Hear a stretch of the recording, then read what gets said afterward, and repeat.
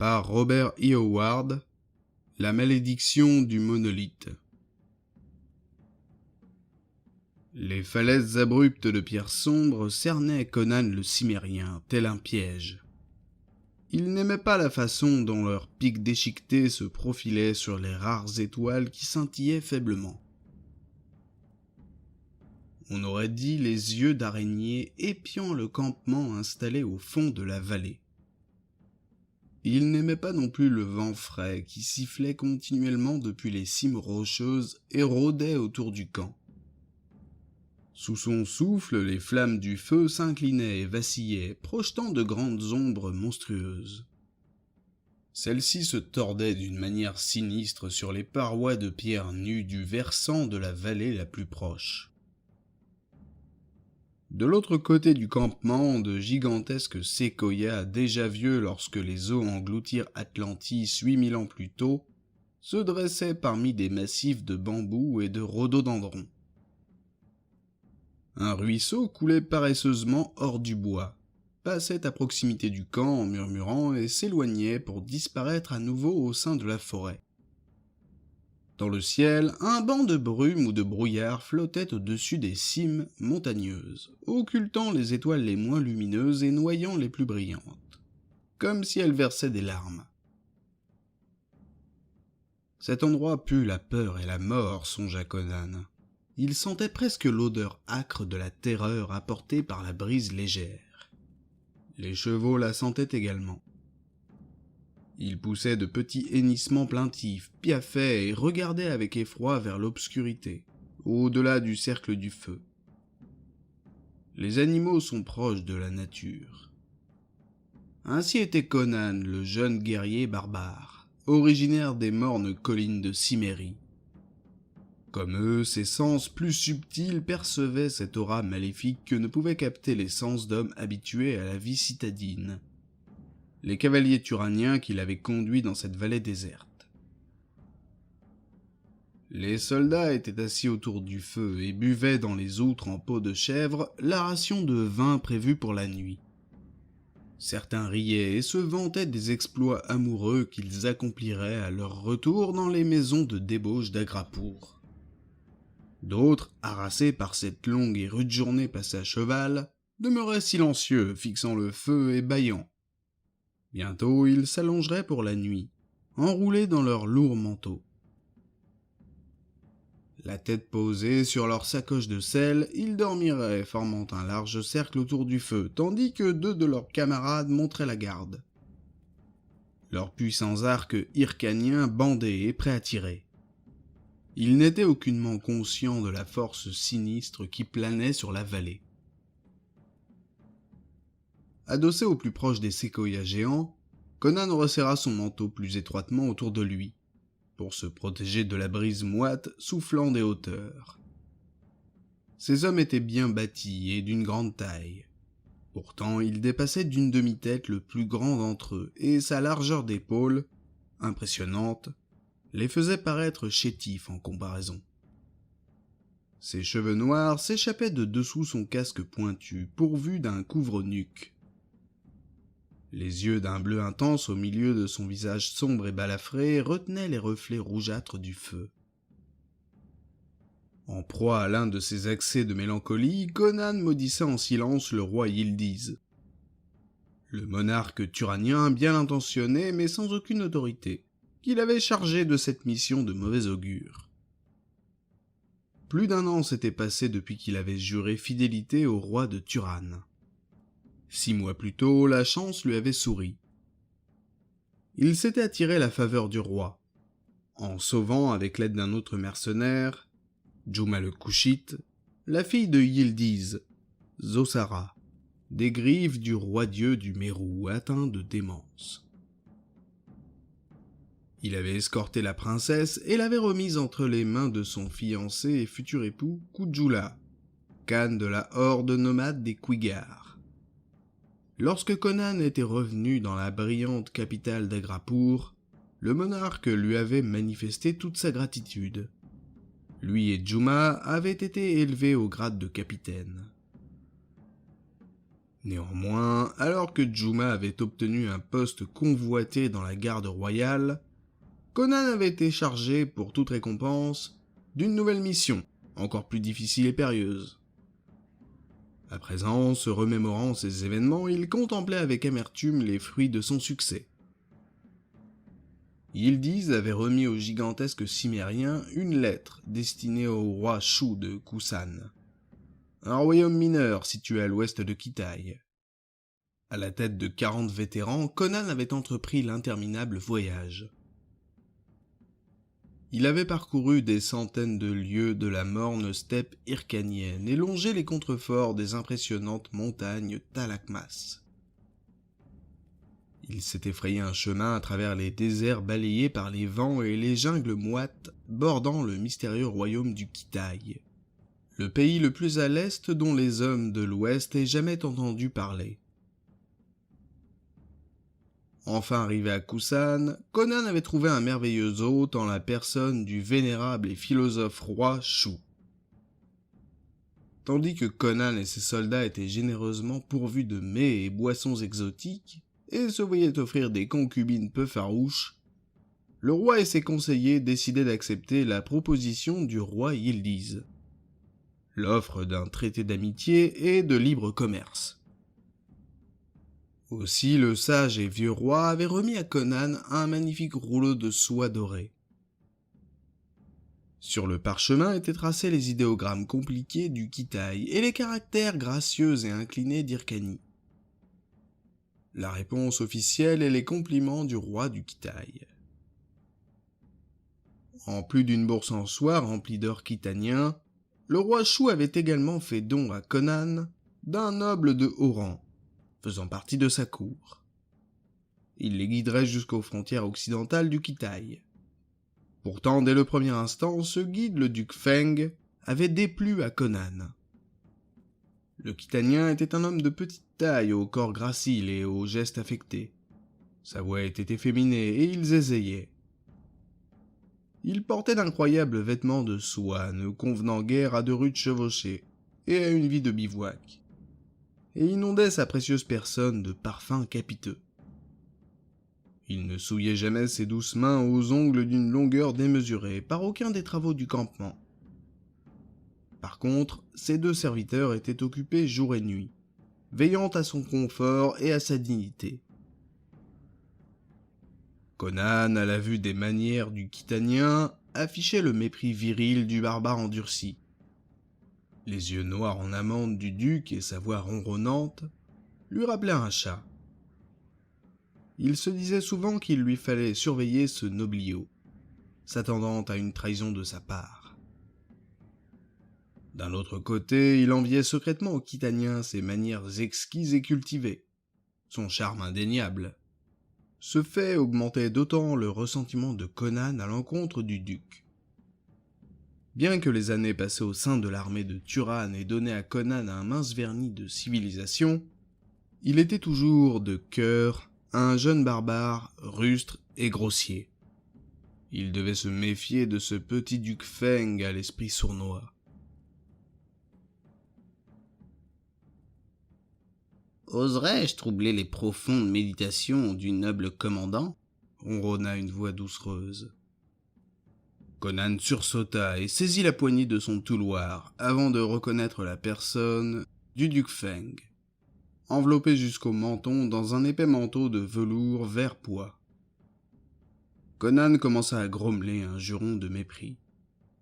Se rappelant ses devoirs d'ambassadeur, il transforma son grognement en un salut de pure forme qui ne parut guère convaincant même à ses propres oreilles. Le noble capitaine n'arrive peut-être pas à trouver le sommeil, murmura Feng, ne semblant pas remarquer le ton peu aimable de Conan. Feng parlait couramment l'hyrcanien. C'était pour cette raison, une parmi d'autres, qu'il avait été dépêché pour guider la petite troupe de Conan, car le cimérien n'avait qu'une connaissance des plus superficielles de la langue monotone de Kitaï. Feng poursuivit. Cette personne est assez fortunée pour posséder un remède souverain contre l'insomnie.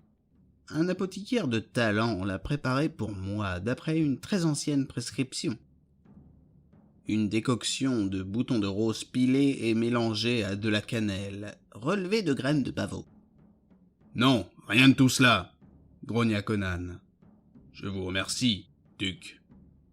Il s'agit de quelque chose concernant cet endroit maudit.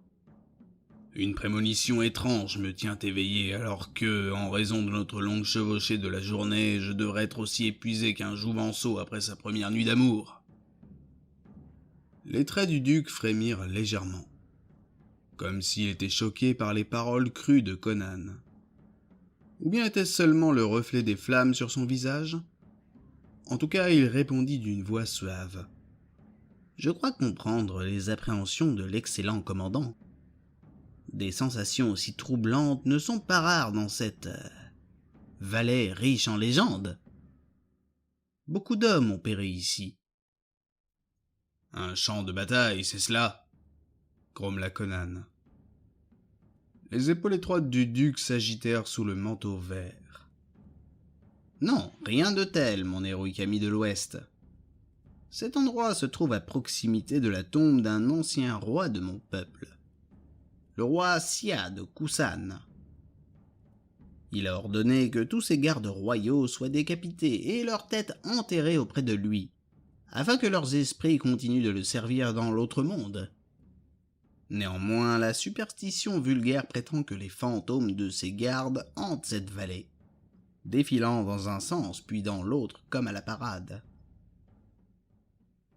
La voix mielleuse se fit encore plus ténue. « La légende dit également qu'un fabuleux trésor de l'or et des bijoux précieux a été enterré avec lui. Je crois que cette histoire est vraie. » Conan dressa l'oreille.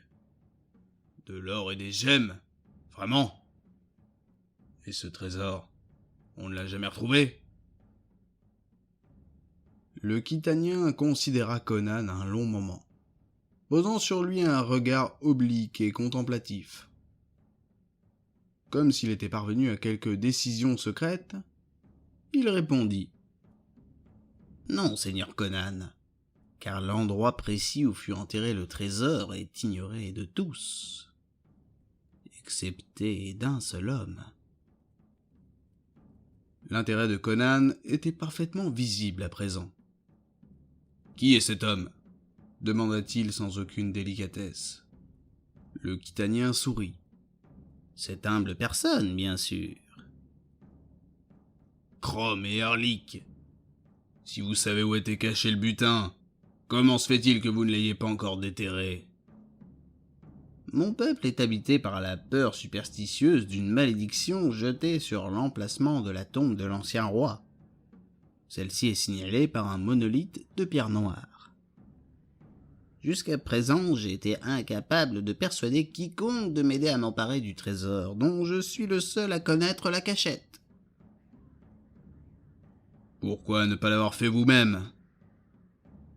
Feng écarta ses petites mains aux longs ongles. « J'ai besoin d'un assistant en qui je puisse avoir confiance, pour me protéger de tout ennemi insidieux, humain ou animal, risquant de s'approcher dans mon dos et de profiter de mon extase à la vue du butin. De plus, il faudra inévitablement creuser, soulever la pierre tombale, la déplacer. Un homme de haute extraction comme moi ne possède pas les muscles nécessaires pour des efforts aussi physiques et grossiers. À présent, écoutez-moi, vaillant messire. Cette personne n'a pas conduit par hasard l'honorable commandant dans cette vallée, mais dans un but bien précis. Lorsque j'ai appris que le Fils du Ciel désirait que j'accompagne le courageux capitaine vers l'ouest, j'ai accepté cette proposition avec empressement. Cette mission se présentait comme un véritable cadeau que me faisaient les autorités divines du ciel, car votre seigneurie possède la musculature de 3 hommes ordinaires, et, étant un étranger venu de l'ouest, naturellement, vous ne partagez pas les terreurs superstitieuses des habitants de Kusan.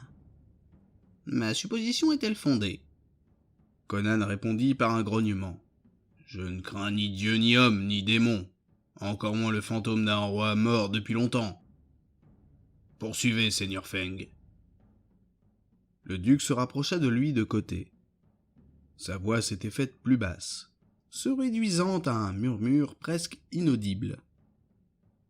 Alors, voici mon plan. Comme je l'ai déjà dit, cette personne vous a conduit ici parce que je pensais que vous étiez peut-être celui que je cherchais depuis si longtemps.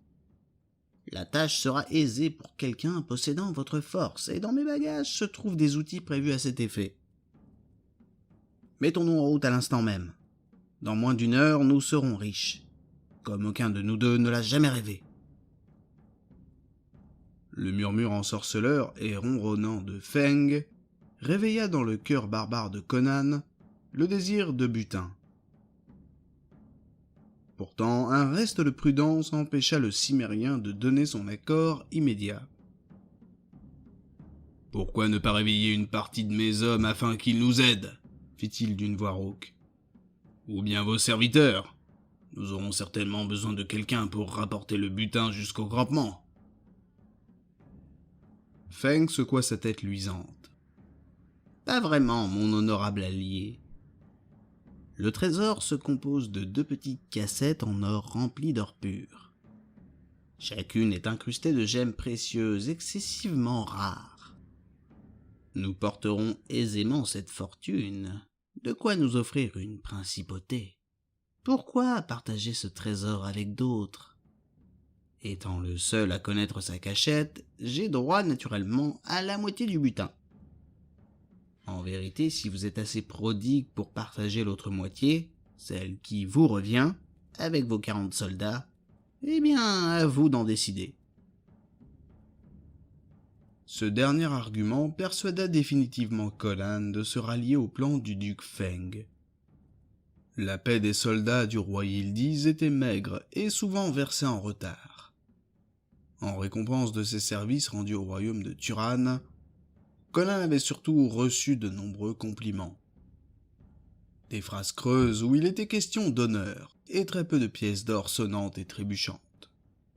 « Je vais chercher les outils, » murmura Feng. « Nous sortirons du camp séparément, afin de ne pas éveiller les soupçons. Pendant que je prépare les ustensiles, mettez votre cotte de maille et prenez vos armes. » Conan fronça les sourcils. « Pourquoi dois-je revêtir mon armure, juste pour déterrer un coffre ?» « Oh, excellent seigneur, de nombreux dangers nous guettent dans ces collines. Ici rôde le terrible tigre, le féroce léopard, l'ours brutal et l'irascible taureau sauvage. Sans parler des bandes errantes de chasseurs primitifs. Puisqu'un gentilhomme de Kusan n'est pas habitué au maniement des armes, votre robuste personne doit être prête à se battre pour 2.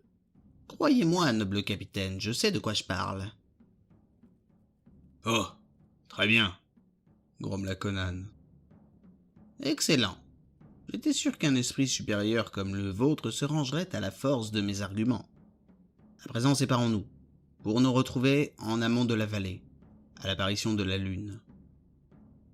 Celle-ci doit se lever dans 2 fois 1 heure environ, ce qui nous donne amplement le temps de nous préparer pour ce rendez-vous. »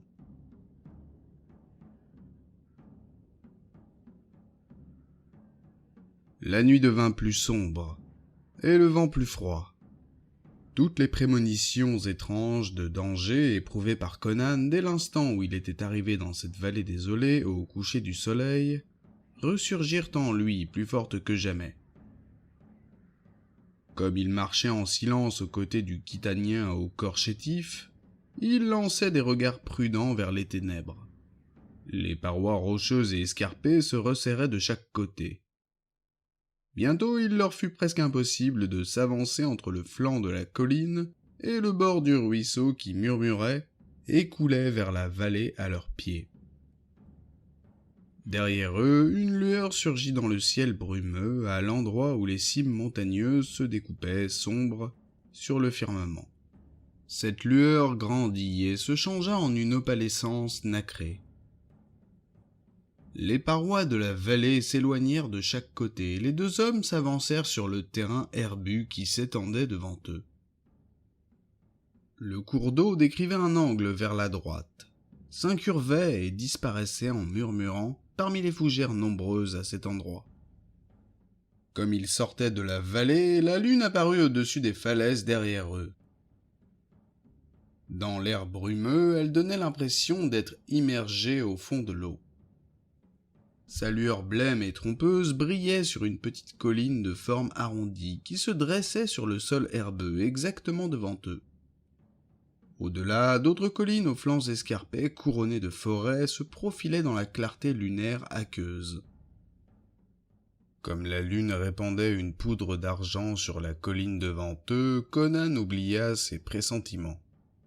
Car à cet endroit se dressait le monolithe dont avait parlé Feng. C'était une flèche de pierre noire, lisse et luisant sombrement. Elle se dressait depuis le faîte de la colline et s'élevait jusqu'à transpercer le banc de brume flottant au-dessus du paysage. Le sommet du monolithe apparaissait sous la forme d'une simple tache. Ainsi c'était là que se trouvait la tombe du roi Xia, mort depuis des siècles, comme le lui avait prédit Feng. Le trésor devait être enterré sous la pierre ou bien sur l'un de ses côtés. Il découvrirait vite lequel. Portant sur son épaule le levier et la pelle de Feng, Conan se fraya avec force un chemin à travers des massifs de rhododendrons épais et souples, puis gravit la pente de la colline. Il s'arrêta pour aider son compagnon de petite taille à grimper à son tour. Après une brève escalade, ils parvenaient au sommet du tertre. Devant eux, le monolithe se dressait au milieu de la surface légèrement bombée du faîte de la colline. Il s'agissait probablement d'un tertre artificiel, songea Conan, comme ces cairns bâtis au-dessus de la dépouille de grands chefs dans son propre pays. Si le trésor se trouvait à la base d'un tel amoncellement de terre et de pierre, il faudrait plus d'une nuit de travail pour creuser et le mettre à jour. Poussant un juron de surprise, Conan durcit sa prise sur la pelle et le levier. Une force invisible s'était emparée d'eux et les attirait vers le monolithe. Il chercha à s'écarter de la pierre, ses puissants muscles saillant sous sa cotte de maille. Néanmoins, pouce après pouce, la force l'entraînait vers le monolithe. Lorsqu'il vit qu'il allait être plaqué contre la pierre malgré tous ses efforts, il lâcha les outils qui volèrent et heurtèrent la flèche minérale avec un double cliquetis métallique et sonore, se soudant étroitement à elle. Le fait de lâcher les outils ne libéra pas Conan de l'attraction du monument. Celle-ci s'exerçait à présent sur sa cotte de maille avec la même force que sur la pelle et le levier. Titubant et jurant, Conan fut plaqué contre le monolithe avec une violence surprenante. Son dos était cloué à la pierre comme l'était la partie supérieure de ses bras, recouverte par les manches courtes de sa cotte de maille, ainsi que sa tête enserrée dans le casque à pointe turanien et l'épée dans le fourreau fixé à sa taille. Conan se débattit pour s'arracher à la pierre et se libérer. Il constata bientôt que cela lui était impossible. Des chaînes invisibles semblaient le retenir solidement à la colonne de pierre sombre. « Quelle est cette ruse démoniaque, chien perfide » proféra-t-il en grinçant des dents. Souriant et imperturbable, Feng s'approcha lentement de Conan, immobilisé et cloué au pilier. Apparemment à l'abri de la force mystérieuse, le Khitanien tira un foulard de soie de l'une des amples manches de son manteau. Il attendit que Conan ouvre la bouche et appelle à l'aide pour enfoncer avec adresse un bout de tissu dans la bouche du cimérien. Tandis que Conan bâillonnait mâchonnait avec fureur la soie, le petit homme noua soigneusement le foulard autour de sa tête. À la fin, celui-ci interrompit ses efforts, haletant mais silencieux, lançant des regards venimeux au petit duc qui souriait avec courtoisie. « Pardonne cette ruse, noble sauvage » zézéa Feng. Il était nécessaire que cette personne invente une histoire pour exciter ta convoitise de primitif, afin de t'attirer jusqu'ici seul. Les yeux de Conan flamboyèrent d'une rage volcanique, tandis qu'il lançait toutes les ressources de son corps musclé contre les liens invisibles qui l'emprisonnaient et le maintenaient contre le monolithe. Cela n'eut aucun résultat. Il était à la merci du duc. La sueur ruisselait de son front et pénétrait la casaque de coton sous sa cotte de maille.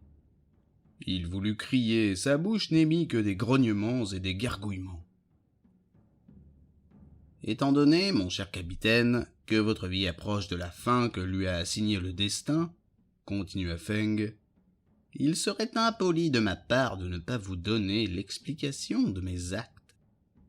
Ainsi votre esprit inférieur pourra partir vers l'enfer, quel qu'il soit, préparé à son intention par les dieux des barbares, en parfaite connaissance des causes de sa chute. Apprenez donc que la cour de son Altesse fort aimable mais stupide, le roi de Kusan, est partagée en 2 clans. L'un de ces groupes, le parti du Pan Blanc, souhaite nouer des contacts avec les barbares de l'Ouest. L'autre, le parti du Faisan d'Or, regarde avec abomination toute relation avec ces animaux. Bien sûr, je suis l'un des patriotes dévoués appartenant au Faisan d'Or. C'est avec joie que je donnerai ma vie pour ruiner votre soi-disant mission diplomatique, afin d'éviter que le contact avec vos maîtres barbares ne contamine notre culture si pure, et ne bouleverse notre système social divinement ordonné. Par bonheur, une mesure aussi extrême ne semble pas nécessaire. Car je vous ai à ma merci, vous le chef de cette bande de démons étrangers. Et là, à votre cou est suspendu le traité que le Fils du Ciel a signé avec votre roi païen et grossier. Le petit duc sortit de dessous le pourpoint de Conan le tube d'ivoire contenant les documents. Il détacha la chaîne qui le retenait au cou du cimérien, et l'enfouit dans l'une de ses manches volumineuses, ajoutant avec un sourire malicieux « Quant à la force qui vous immobilise ainsi, je n'essaierai pas d'expliquer sa nature subtile à votre esprit aussi peu développé que celui d'un enfant. Je me contenterai de vous indiquer que la substance dans laquelle a été taillé le monolithe présente la curieuse particularité d'attirer le fer et l'acier avec une force irrésistible. Aussi, vous n'avez rien à craindre. Ce n'est pas une magie impure qui vous retient captif. » Cette révélation n'apporta aucun réconfort à Conan. Il avait vu un jour à Agrapour un magicien attirer de la même façon des clous à l'aide d'un morceau de pierre rouge sombre. Il supposa que la force dont il était le prisonnier était de la même espèce. Comme il n'avait jamais entendu parler de magnétisme, à ses yeux, cela équivalait néanmoins à de la magie. Pour vous éviter de nourrir un espoir trompeur, celui d'être délivré par vos hommes, poursuivit Feng, je vous dirai ceci. Dans ces collines vivent les Jagas, une tribu primitive de chasseurs de têtes. Attirés par le feu de votre campement, ils vont se rassembler en 2 extrémités de la vallée et attaqueront votre détachement à l'aube. Rassurez-vous, ils procèdent toujours ainsi. À ce moment, j'espère être déjà très loin. Si par malheur ils me capturaient, ma foi, tout homme doit mourir un jour ou l'autre, n'est-ce pas? Je passerai de vie à trépas avec la dignité et la sérénité convenant à une personne de mon rang et de ma culture. Ma tête ornerait d'une façon délicieuse une hutte Jaga. Je n'ai aucun doute à ce sujet. Sur ce, mon aimable barbare, je vous dis adieu. Vous pardonnerez à cette personne de vous tourner le dos durant vos derniers instants. Votre mort est très regrettable d'une certaine façon, et je ne prendrai aucun plaisir à y assister. Si seulement vous aviez reçu une éducation quitanienne, vous auriez fait un admirable serviteur, un excellent garde du corps, pour moi, mais les choses sont ce qu'elles sont. L'ayant salué par une courbette ironique, le Quitanien s'éloigna vers le flanc de la colline. Conan se demanda si le duc avait prévu de le laisser ainsi pris au piège, collé au monolithe jusqu'à ce qu'il meure de faim et de soif. Si ses hommes s'apercevaient de son absence avant l'aube, il se mettrait peut-être à sa recherche. À dire vrai, comme il s'était glissé hors du camp sans laisser un mot indiquant où il se rendait, il ne saurait pas s'il devait s'inquiéter de son absence prolongée. Si seulement il pouvait leur faire parvenir un message. Il battrait toute la région pour le retrouver et aurait vite fait de régler son compte au perfide petit duc. comment les prévenir. À nouveau, il lança toute la force de ses muscles contre la force qui le maintenait écrasé contre la colonne. Sans succès. Il pouvait remuer la partie inférieure de ses jambes et de ses bras, et même tourner légèrement la tête d'un côté et de l'autre. Mais son corps était solidement retenu par la cotte de maille qui l'habillait. À présent, la lune brillait. Conan se rendit compte qu'auprès de ses pieds, et tout autour de la base du monument étaient éparpillés les sinistres restes d'autres victimes. Des dents et des ossements humains s'entassaient, tels des monceaux d'ordures. Il avait dû les piétiner lorsque la force mystérieuse l'avait attiré contre le pilier. À la faveur de la lumière plus intense, Conan s'aperçut avec un certain malaise que ces vestiges étaient singulièrement décolorés. Un examen plus attentif lui apprit que les ossements avaient apparemment été rongés ici et là, comme si une substance corrosive avait dissous leur surface lisse, pour exposer au regard la matière spongieuse sous-jacente. Il tourna la tête d'un côté et de l'autre, cherchant un moyen de s'échapper. Le Khitanien à la voix mielleuse, apparemment, avait dit la vérité. Pourtant, il discernait à présent des morceaux de fer maintenus par la force invisible contre la pierre curieusement maculée et décolorée de la colonne. Sur sa gauche, il apercevait la pelle, le levier et l'arrondi d'un casque rouillé. Sur sa droite, une dague érodée par le temps et les intempéries était collée à la pierre.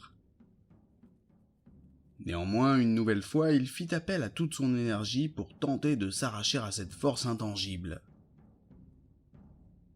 D'en bas retentit un son étrange.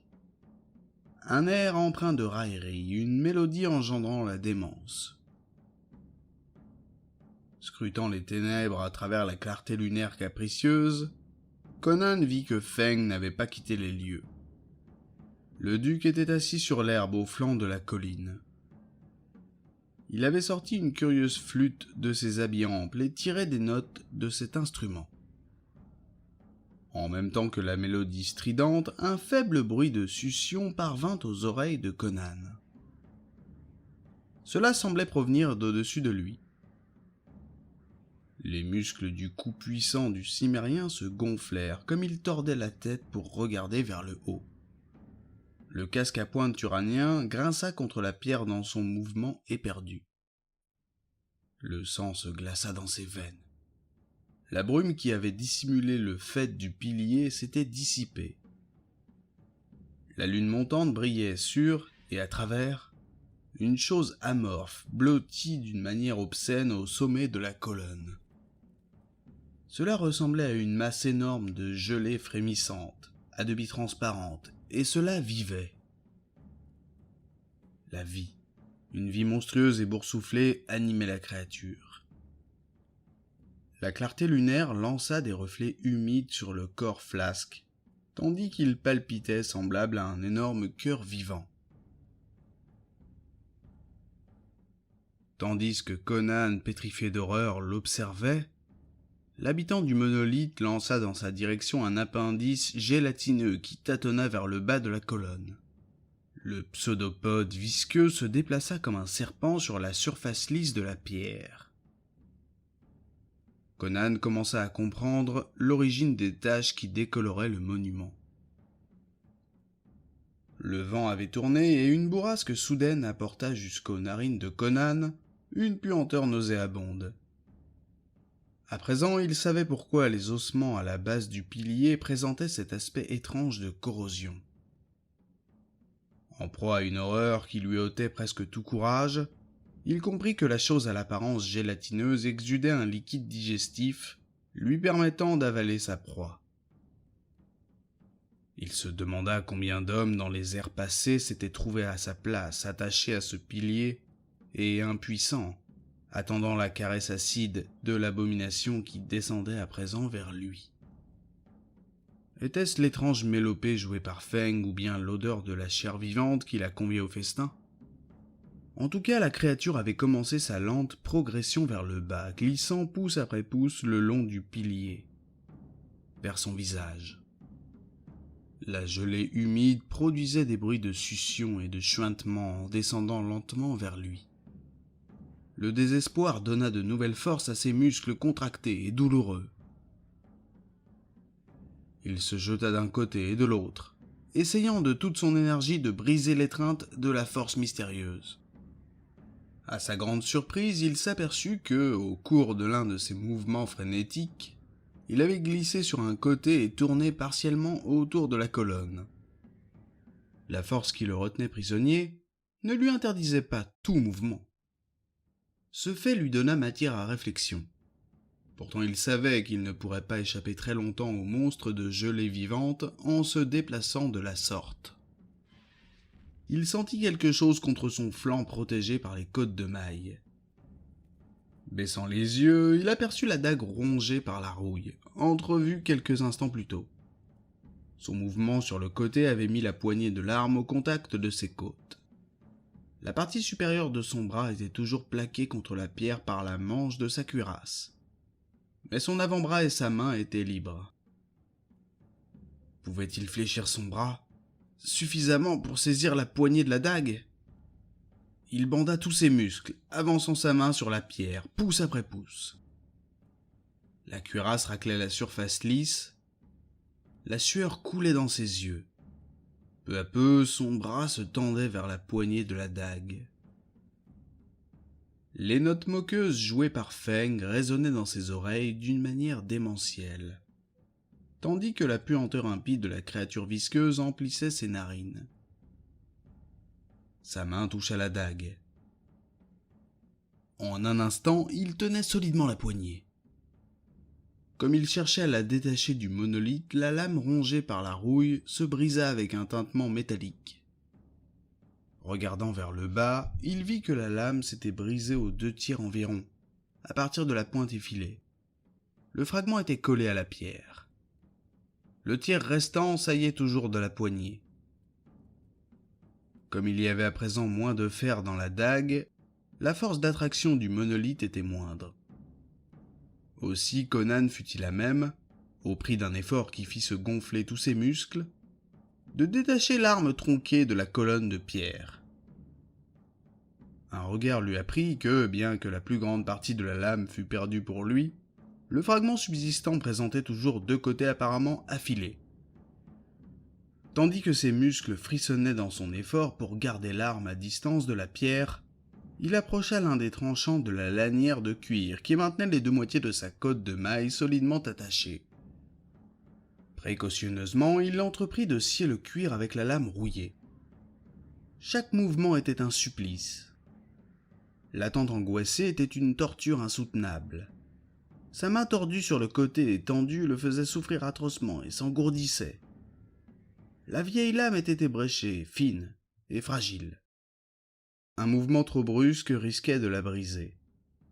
Alors il serait sans défense. Il sciait toujours, de haut en bas, avec d'infinies précautions. Les remugles devinrent encore plus suffocants, et les bruits de succion indiquant la progression de la créature augmentèrent. Conan sentit la lanière céder. L'instant suivant, il lançait toutes ses réserves d'énergie contre la force magnétique dont il était le prisonnier. La lanière se détendit et sortit des fentes de la côte de maille. Bientôt tout un côté de sa cuirasse était détaché. Son épaule et un demi-bras sortirent par l'ouverture. Il sentit un léger coup sur sa tête. La puanteur devint accablante. Son assaillant invisible avait continué de descendre et était arrivé presque jusqu'à lui. Conan comprit qu'un tentacule gélatineux avait atteint son casque et tâtonnait sur la surface, cherchant la chair. Dans un instant, la substance corrosive allait inonder son visage. Il sortit frénétiquement son bras de la manche du côté délacé de sa côte de maille. De sa main libre, il défit son ceinturon d'épée et détacha la mentonnière de son casque. Puis il banda tous ses muscles et se délivra complètement du carcan fatal de sa cuirasse. Laissant son tuloir et sa côte de maille collés contre la pierre, il s'éloigna en titubant de la colonne et s'immobilisa un instant, les jambes tremblantes. Le monde sous la clarté lunaire bascula devant ses yeux. Regardant derrière lui, il vit que le monstre gélatineux avait avalé son casque. Frustré dans sa quête de viande, il tendait d'autres pseudopodes vers le bas, palpant la pierre, ondoyant lentement et cherchant sous la lumière aqueuse. Au bas de la pente, la flûte démoniaque jouait toujours. Feng, plongé dans une extase inhumaine, était assis sur l'herbe, les jambes croisées, tirant des notes impies de son instrument. Conan arracha le bâillon de sa bouche et le jeta de côté. Il bondit vers Feng tel un léopard sur sa proie. Il sauta sur le petit duc les mains en avant. Les deux hommes roulèrent au bas de la pente dans un enchevêtrement de membres s'agitant en tous sens. Un coup à la tempe mit fin au mouvement et à la résistance de Feng. Conan chercha dans les manches amples du Khitanien et en tira le cylindre d'ivoire contenant les documents. Le Cimérien remonta la colline d'une allure incertaine, traînant Feng à sa suite. Comme il atteignait le promontoire plat entourant la base du monolithe, il souleva Feng et le tint à bout de bras au-dessus de sa tête. Voyant ce qui lui arrivait, le duc poussa un cri ténu et suraigu. Conan le lança vers le monolithe.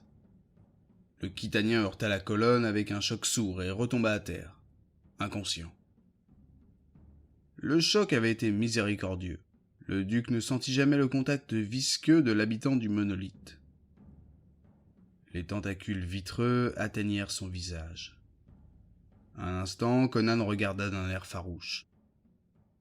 Les traits de Feng devinrent indistincts et se ternirent comme la gelée tremblotante les recouvrait. Puis la chair disparut, laissant apparaître le crâne et les dents en un horrible rictus. Le corps gélatineux de l'abomination rosit, puis devint écarlate, tandis qu'elle se nourrissait. Conan revint à grands pas vers le camp, les jambes raides. Derrière lui, telle la torche d'un géant, le monolithe se dressait contre le ciel, enveloppé de flammes pourpres et de fumée. Il lui avait suffi de quelques instants pour mettre le feu aux brindilles sèches avec son briquet à silex. Il avait regardé avec une satisfaction farouche la façon dont la surface huileuse du monstre gélatineux avait pris feu et flambé, tandis que la créature se tordait violemment en une agonie silencieuse. Qu'ils brûlent tous les deux, avait-il pensé. Le cadavre à demi digéré de ce chien perfide et son effroyable petit protégé. En s'approchant du camp, Conan vit que certains de ses soldats étaient toujours éveillés. Plusieurs regardaient avec curiosité la lueur lointaine de l'incendie. Comme il s'avançait, ils l'entourèrent et le pressèrent de questions. « Où étiez-vous passé, capitaine ? Quelle est cette lueur ? Où est le duc ?»« Oh, silence, bande de lourdeaux !» rugit le Cimérien comme il s'approchait du feu.